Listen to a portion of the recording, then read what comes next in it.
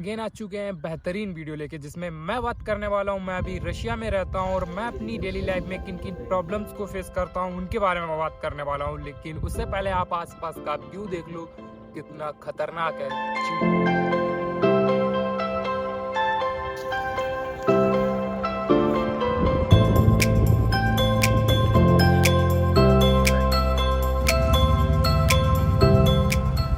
तो सबसे पहले बात करते हैं लैंग्वेज बैरियर की। लैंग्वेज बैरियर ये रशिया की सबसे बड़ी प्रॉब्लम है। यहाँ पे 90% लोगों को इंग्लिश नहीं आती है, बल्कि मैंने बहुत कम बोल दिया है, 95% लोगों को यहाँ पे इंग्लिश नहीं आती है। यहाँ पे जो एयरपोर्ट पे जो ऑफिसर्स थे उनको भी इंग्लिश नहीं आती थी, जबकि यहाँ पे बहुत ज़्यादा जो पढ़े लिखे लोग होते हैं ना, उनको भी इंग्लिश नहीं आती है।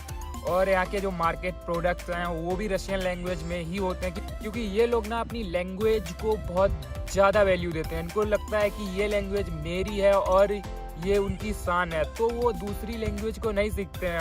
और जो इंग्लिश है, जो इंटरनेशनल लैंग्वेज है, ऐसा ये लोग मानते ही नहीं है।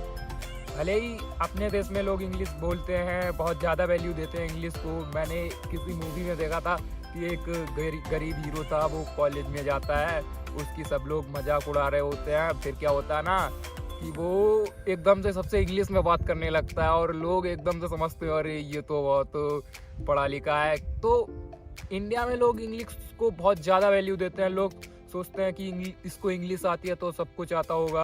बाकी यहाँ पे लोग ज़्यादा इंग्लिश को वैल्यू देते नहीं है, अपनी लैंग्वेज को ही वैल्यू देते हैं। पर यहाँ पे जो नई जनरेशन है ना, जो जैसे अभी 12th 10th और मतलब अभी जो पढ़ रहे हैं बच्चे, वो लोग इंग्लिश पढ़ रहे हैं। लेकिन जो पहले पुरानी जनरेशन है, जैसे 90s की जनरेशन, जो अभी बड़े हो चुके हैं, जिनकी जो पढ़ाई छोड़ चुके हैं, उनको इंग्लिश बिल्कुल भी नहीं आती है। तो यहाँ पे ये सबसे बड़ी प्रॉब्लम है। तो अब बात कर लेते हैं जॉब एंड स्कॉलरशिप की। तो सबसे पहले बात करते हैं स्कॉलरशिप की। तो स्कॉलरशिप यहाँ पे उन्हीं बच्चों को मिलती है जो अपना कोर्स रशियन लैंग्वेज में पढ़ते हैं। और अगर इंडियन कोई बच्चा रशियन लैंग्वेज में अपना कोर्स पढ़ेगा तो उसको स्कॉलरशिप तो मिल जाएगी, पर इंडिया में उसकी डिग्री वैलिड नहीं रह जाएगी, क्योंकि एनएमसी की एक गाइडलाइंस है कि हमारा जो कोर्स है ना वो इंग्लिश लैंग्वेज में ही होना चाहिए, तभी इंडिया में वैलिड होगा, नहीं तो अनवैलिड हो जाएगा। तो कोई मतलब है ही नहीं यहाँ पे स्कॉलरशिप लेने का, तो वो बनती नहीं है। तो अब बात कर लेते हैं जॉब की। तो रशिया में जॉब ना दो तरह की होती हैं। टाइप ए वो जॉब जिसमें रशियन लैंग्वेज की रिक्वायरमेंट होती है, और टाइप बी जिसमें रशियन लैंग्वेज की रिक्वायरमेंट नहीं होती है। तो सबसे पहले बात कर लेते हैं टाइप ए की। तो इसमें क्या होता है ना कि आपको अगर रशियन लैंग्वेज आती है तो आपको बहुत अच्छी अच्छी जॉब्स मिल जाएंगी। जैसे किसी रेस्टोरेंट में आप काम कर सकते हो, उसमें बहुत मतलब ठीक ही पैसा मिल जाता है। आप कैब ड्राइवर बन सकते हो, उसमें भी अच्छा पैसा मिलता है, और अच्छा नहीं, बहुत ज़्यादा, मतलब एक दिन में तुम 3-4 हज़ार कमा ही लोगे कैब ड्राइवर में। और आप किसी स्टोर में काम कर सकते हो, थोड़ा बहुत, ज़्यादा मेहनत नहीं करनी पड़ेगी। तो अब बात कर लेते हैं टाइप बी जॉब के बारे में। ये उन लोगों के लिए है जिन लोगों को रशियन लैंग्वेज नहीं आती है, और ये बहुत दिहाड़ी मजदूर वाली जॉब्स होती हैं। इसमें बहुत ज़्यादा मेहनत करनी पड़ती है, 7-7 8-8 घंटे खड़ा होना पड़ता है, और उसमें सिर्फ 1400-1500 रुपये मिलते हैं पर डे के। तो अब बात कर लेते हैं अगली प्रॉब्लम के बारे में। तो अगली प्रॉब्लम है वो है ट्रांसपोर्ट को लेकर। तो यहाँ पे ट्रैवल आप दो तरीके से कर सकते हो। सबसे पहले बात कर लेते हैं कैब की। तो अगर आप, एक ऐप है जिसका नाम है तेशाम, तेशाम से आप टैक्सी बुक करोगे तो आपको लगभग में ऐसा है ना कि 8-10 किलोमीटर पे आपको 250 रुपये मिलेगा, और आप लोग एक टैक्सी में 4 लोग बैठ के जा सकते हो। ये सब कैब का है। बाकी अगर बात करें बस की, तो बस में क्या होता है कि जिस रूट पे बस चलती है, एक मतलब कि बस काफ़ी दूर चलती है, तो उसका आपको 35 रुपये देना होता है। आप फिर उस बस के रूट में कहीं भी उतर सकते हैं। आप वापस जहाँ से बस स्टार्ट होती है वहीं पे उतर सकते हो, या फिर शहर में, पूरे शहर में कहीं भी उतर सकते हो। सिर्फ उसके लिए आपको 35 रुपये ही देना पड़ेगा, मतलब पूरे रूट का सेम ही प्राइस होता है। और अब बात कर लेते हैं सोशल मीडिया एंड इंटरनेट के बारे में।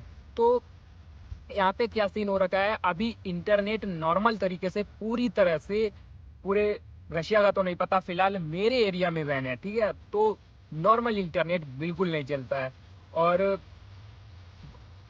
जो इंटरनेट चलता है वो जुगाड़ लगा के चलाना पड़ता है, उसके लिए वीपीएन लगाना पड़ता है। पर जो प्ले स्टोर पे नॉर्मल वीपीएन आते हैं वो काम ही नहीं करते हैं, उसके लिए सब्सक्रिप्शन लेना पड़ता है, वो भी है। और उसमें भी बहुत ज़्यादा प्रॉब्लम आती है, बार बार वीपीएन डिसकनेक्ट होता है, कनेक्ट होता है, बहुत ज़्यादा प्रॉब्लम आती है इंटरनेट चलाने में। और जो सोशल मीडिया की बात करें तो यहाँ पे मोस्टली ऐप बैन हो रखे हैं जो कि अमेरिका के हैं, और मोस्टली ऐप जो हम लोग चलाते हैं वो अमेरिका के ही हैं, जैसे यूट्यूब, फेसबुक, स्नैपचैट और गूगल, ब्ला ब्ला, बहुत ऐप जो अमेरिका के हैं सब बैन हो रखे हैं यहाँ पे। और उसके अल्टरनेटिव भी चलते हैं, लेकिन हम लोग फिर भी वही ऐप चलाते हैं वीपीएन लगा के। और अब बात कर लेते हैं नेक्स्ट प्रॉब्लम के बारे में, जो है स्लीप साइकिल को लेके। तो यहाँ के टाइम में और इंडिया के टाइम में पूरा 2.5 घंटे का फर्क है। तो जब मैं शुरू में यहाँ पे आया था तो मुझे सोने में थोड़ा दिक्कत होती थी, क्योंकि जब यहाँ पे 9:30 बजता था तब इंडिया में रात के 12 बज चुके होते थे, तो सोने में थोड़ा प्रॉब्लम होता था। बाकी फिर धीरे धीरे मैं अडेप्ट कर लिया और फिर यहाँ पे सही टाइम पे सोने लगा। पर तो अब बात कर लेते हैं फूड्स के बारे में। तो रशिया में जो फूड है ना, तो यहाँ पे लोग ज़्यादातर मीठा खाना पसंद करते हैं, और यहाँ पे हर चीज़ मीठी है। आप जब मॉल में घुसोगे ना तो आपको तीखा कुछ भी नहीं मिलेगा, हर चीज़ मीठी मिलेगी।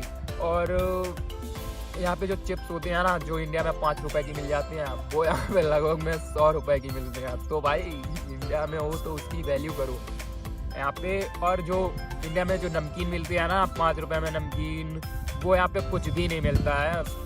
5 में क्या, यहाँ पे तो 100 रुपए में भी वो नमकीन नहीं मिलेगी। और जो समोसे वगैरह वगैरह जो इंडिया में खाते हैं वो यहाँ पे कुछ भी नहीं मिलता है।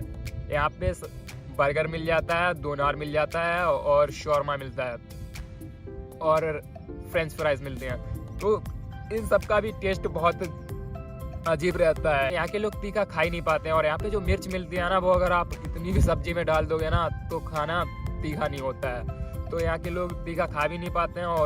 और मैं जब भी मजबूरी में बाहर खाने गया हूँ, पहली बात तो मैं यहाँ का खाना खा नहीं पाता हूँ। जब बहुत ज़्यादा मजबूरी होती है, रूम पे खाना नहीं मिलता है, बन पाता है, तो मैं बाहर खाने जाता हूँ। और मैं अभी तक सिर्फ 3 से 4 बार खाने गया हूँ बाहर, क्योंकि मुझे नहीं पसंद आता है। और जब भी खाना खाने गया हूँ ना, तो मैंने जो भी लिया है कभी पूरा फिनिश ही नहीं कर पाया हूँ। आधा आधा खाता हूँ, आधा छोड़ के आ जाता हूँ, क्योंकि मुझे पसंद ही नहीं आता है। तो ये रिव्यू रहा है यहाँ के फूड का। तो अब बात करते हैं अगली प्रॉब्लम के बारे में। तो अगली जो प्रॉब्लम है, वैसे इसको प्रॉब्लम नहीं बोलेंगे, क्या वो, मैं एक कहानी बताता हूँ जो मेरे साथ हुई थी कॉलेज में। मेरा फिजिक्स का लेक्चर चल रहा था, मैं क्लास पहुँचने में थोड़ा सा लेट हो गया था, और एक लड़की थी वो भी क्लास पहुँचने में थोड़ी सी लेट हो गई, ठीक है। तो हम दोनों लोग क्लास में साथ ही पहुँचते हैं। तो क्लास में पहुँच के देखा मैंने कि एक सीट खाली है, तो मैं जाके उस सीट पे बैठ गया, ठीक है।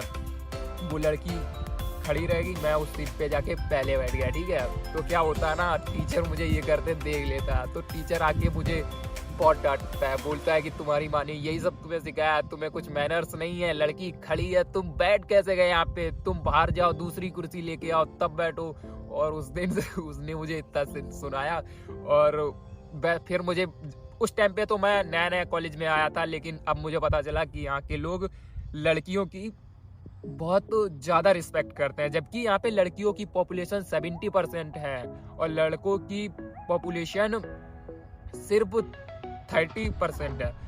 और यहाँ पे जो भी काम होता है मॉल में, स्टोर्स में, ज़्यादातर लड़कियाँ काम करती हैं, हॉस्पिटल्स में भी लड़कियाँ ही हैं। और जो मेरा कॉलेज है वहाँ पे भी लड़कियाँ ही ज़्यादा टीचर्स हैं, मेल बहुत कम टीचर्स हैं। और अभी मैं जो पॉइंट बताने वाला हूँ ये कोई प्रॉब्लम नहीं है, बस मैं ऐसा ही बताने जा रहा हूँ। तो यहाँ पे मैंने क्या नोटिस किया है ना, कि यहाँ पे जैसे इंडिया में ना कुत्ते होते हैं बहुत ज़्यादा, स्ट्रीट डॉग, मतलब अपने इधर बहुत कॉमन है कि कुत्ते गलियों में घूमते मिल जाते हैं। वैसे ही यहाँ पे ना हर गली गली में बिल्लियाँ घूमती मिल जाती हैं। और यहाँ की बिल्लियाँ जो है ना वो किसी से डरती नहीं है, मतलब हम लोगों से। तो जैसे ही देखती हैं एकदम से पास में आके खेलने लगती हैं, एकदम से गोद में बैठ जाती हैं और बहुत मस्ती करने लगती हैं। तो यहाँ की बिल्लियाँ डरती नहीं हैं, जैसे इंडिया में कुत्ते नहीं डरते हैं। और मेरा एक दोस्त जापान में है, वो बता रहा था कि उसके वहाँ कबूतर नहीं डरते हैं, इंसानों के पास आ जाते हैं, उनके पास बैठते हैं, खेलते हैं। तो मुझे लगता है ना कि हर कंट्री में ऐसा ही होता है, किसी ना किसी कोई जानवर वहाँ पे फ्रेंडली होता है। तो ऐसा मुझे लगने लगा है कि